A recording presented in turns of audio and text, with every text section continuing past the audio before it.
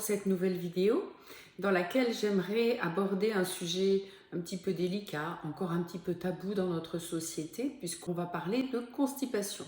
Moi, j'ai de nombreuses personnes qui viennent me voir puisqu'elles arrivent vraiment avec un grand inconfort, un grand mal-être à cause de ce sujet pour lesquels elles ne trouvent pas ou très difficilement de solution à long terme, parce que l'idée c'est quand même de trouver des solutions à long terme et non pas juste des solutions antisymptomatiques qui ne traitent pas la cause. La naturopathie c'est ça, traiter la cause, faire en sorte que l'on arrive à solutionner un problème durablement en ayant vraiment les clés durables, confortables, agréables.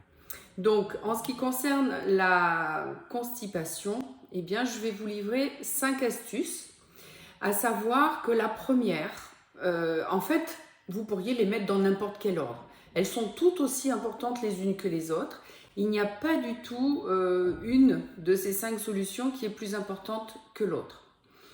Avant de vous livrer ces solutions, d'ailleurs, je voudrais vous dire une chose qui est très importante, c'est que pour les naturopathes, un transit normal, c'est un transit quotidien, voire plusieurs fois par jour. On doit aller à la selle plusieurs fois par jour.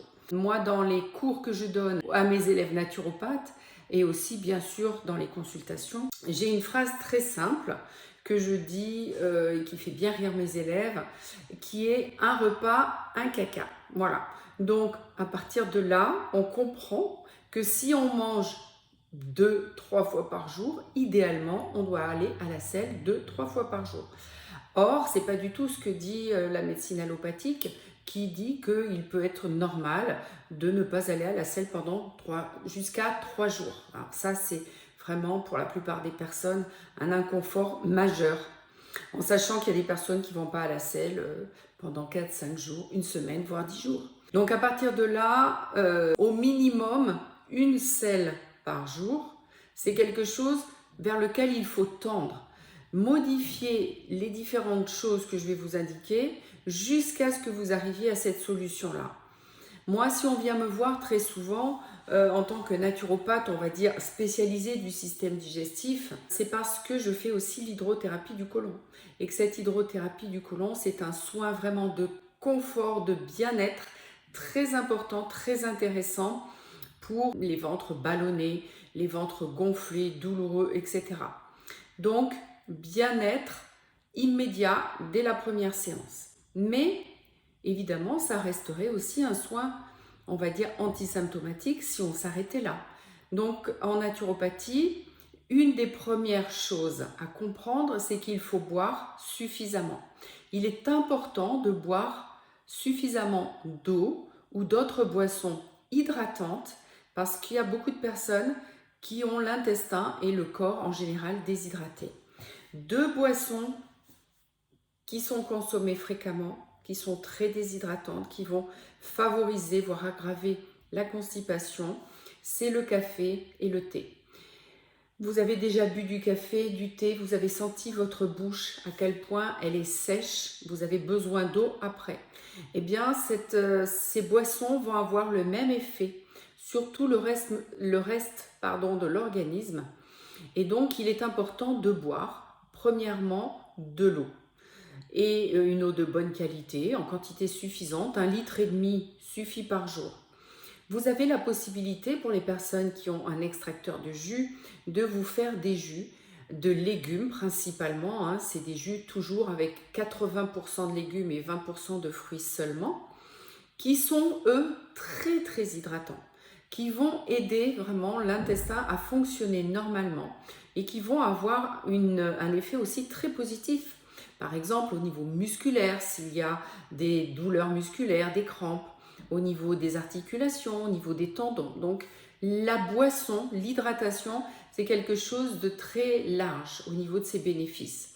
Bien sûr, il est possible aussi de boire des infusions très régulièrement tout au long de la journée. Donc, première chose, boire suffisamment d'eau, de jus de légumes, d'infusions. Et on oublie complètement, quand on est constipé et puis même quand on a des douleurs à droite à gauche, on oublie complètement le café et le thé. Alors, une tasse de thé vert de bonne qualité par jour, c'est pas dramatique, plus ça peut l'être. Deuxième chose, gestion du stress. Très très importante cette gestion du stress parce que l'intestin est régi par le système nerveux entérique, le système nerveux autonome, et donc à partir de là, si vous êtes vraiment très stressé, votre intestin va être serré, fermé. Il est régi par le système nerveux sympathique. Or, nous, on veut activer un nerf très important dont je vous reparlerai lors d'une prochaine vidéo qui s'appelle le nerf vague et donc qui va mettre le corps en parasympathique, c'est-à-dire en système nerveux de détente. Et là, eh bien, ça apporte de la fluidité au niveau du mouvement péristaltique de l'intestin qui fonctionne efficacement, quotidiennement, voire 2-3 fois par jour. Donc cette gestion du stress, l'activation du nerf vague va se faire par quelque chose de très simple qui est de respirer. La respiration, il y a plusieurs façons de respirer, il y a plusieurs types de respiration, que ce soit avec le yoga, le tai chi, le qigong, etc. Et ce qui est très simple maintenant, puisqu'il y a beaucoup d'applications sur Internet, c'est la cohérence cardiaque. La cohérence cardiaque, c'est une technique de respiration qui est prouvée scientifiquement dans son efficacité pour activer ce nerf vague, donc pour détendre, qui aura aussi des effets bénéfiques, bien sûr, au niveau du sommeil, par exemple, au niveau de l'irritabilité, au niveau du rythme cardiaque, etc. Donc cette respiration de cohérence cardiaque est très très importante.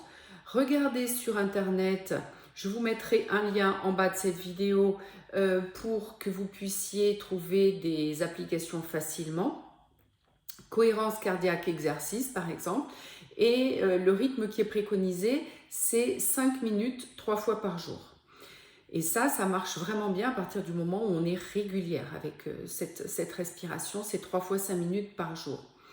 Moi, je préconise aussi d'accentuer les effets bénéfiques de cette cohérence cardiaque en respirant l'odeur d'une huile essentielle, tout simplement en mettant le flacon sous le nez et respirer une odeur d'une huile essentielle que l'on aime. C'est très important que ce soit une odeur aimée de façon à ce que ça soit un exercice agréable. Donc, deuxième petite astuce, gérer le stress, activer votre nerf vague, respirer. La troisième chose, c'est le mouvement. Lutter contre la sédentarité. Ça, c'est très très très important puisque de nombreuses personnes sont assises, comme je le suis tout de suite, et vont rester même assises toute la journée face à leur écran ou autre, et ne vont pas activer leur circulation. Donc, le petit conseil là, c'est quand on ne peut pas faire autrement, on se lève toutes les heures pour faire quelques minutes de marche. 2-3 minutes par heure suffisent à activer la circulation sanguine, par exemple, à activer le péristaltisme intestinal. On va respirer mieux, on va détendre son diaphragme, etc. Et puis évidemment, une fois ou deux dans la semaine, une activité sportive régulière, modérée, de la marche nordique, un peu de course à pied pour les personnes qui peuvent le faire, du vélo, du pilate, du yoga, évidemment, tout un tas d'activités bénéfiques pour activer le système intestinal et le péristaltisme intestinal. Vous remarquerez que jusqu'à présent, je ne vous ai pas du tout parlé d'alimentation. On va quand même le faire un petit peu. Donc, le quatrième point, ça va être d'ajouter des fibres à son alimentation. Alors, il y a beaucoup de personnes qui me connaissent et qui savent que moi, je vais faire souvent des jus. Alors, évidemment, dans le jus, on veut enlever complètement les fibres. Et là, je suis en train de vous dire qu'il faut mettre des fibres. Mais oui, parce que je ne vous dis pas de manger que des jus. Donc, le jus va être indiqué particulièrement pour les personnes qui, justement, ont un intestin très irrité et qui vont devoir réintroduire les crudités, les légumes cuits, les fruits frais crus avec douceur, parcimonie, petit à petit, et puis augmenter la dose parce qu'elle est absolument nécessaire. Les fibres sont absolument nécessaires pour avoir un transit régulier. Donc des crudités, de la salade, des crudités douces, il y en a, hein, de la mâche, des carottes râpées, des betteraves rouges crues râpées, même ne serait-ce qu'une cuillère à soupe par repas. Et puis évidemment des légumes cuits, des haricots verts, des brocolis, des poireaux, des courgettes, de la ratatouille, du chou-fleur, etc. Et puis la dernière astuce, eh bien ça va être d'enlever ma bête noire, hein, un petit peu de l'alimentation. Vous qui me connaissez, qui êtes déjà venu me voir au cabinet, la constipation, elle est très très reliée à une consommation régulière et importante de gluten. Donc de tout ce qui contient du blé, de l'orge, de l'avoine, du seigle.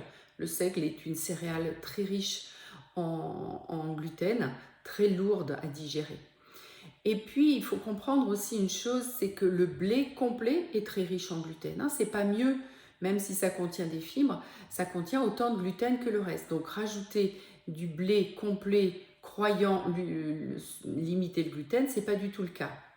Donc, le pain, les pâtes, la semoule, tout ce qui contient du blé, les quiches, les tartes, etc. Eh bien, c'est vraiment ça qu'il faut limiter en premier, surtout quand c'est de la farine blanche raffinée, qui est de la colle en fait, hein, est très très riche en gluten. Et le gluten, c'est une glu qui colle vraiment, qui colmate les intestins. Donc ça, parallèlement à l'augmentation des fibres naturelles, des légumes, des lentilles, etc., bien diminuer sa consommation de gluten. Pour les personnes qui ne peuvent pas se passer du tout de pain, par exemple, eh bien, dans un premier temps, on peut remplacer par du pain de petit épeautre. Je dis bien de petit épeautre, bio de préférence, en sachant que l'épeautre tout court ou le grand épeautre, c'est exactement la même chose que le blé. Donc, ça ne présente aucun intérêt. Donc, favoriser le petit épeautre de façon à avoir un pain de bonne qualité, mais que l'on n'associera pas lors d'un même repas avec un autre féculent. Donc par exemple, vous avez un repas où vous avez des carottes râpées, une ratatouille, un filet de poisson, une compote et un morceau de pain de petit épeautre, et bien là ça va aller. Par contre, si vous avez déjà des pommes de terre ou du potimarron ou du riz, ben là on évite complètement le pain même de petit épeautre. Voilà, donc toutes ces astuces vont vous permettre de gagner vraiment en confort, en bien-être, hein, au niveau du ventre, et puis avoir la possibilité de retrouver un transit quotidien. Voilà, donc je vous remercie pour votre écoute. Regardez les liens en dessous de cette vidéo pour faire vos exercices quotidiennement de cohérence cardiaque. C'est vraiment très très intéressant. Je vous en parlerai aussi dans une prochaine vidéo, l'intérêt de la cohérence cardiaque. Voilà, écoutez, je vous remercie. Je reste à votre disposition dans les commentaires pour répondre à vos questions. Vous pouvez me trouver aussi par mail ou au téléphone au cabinet. Je vous souhaite une très belle fin de journée. À bientôt!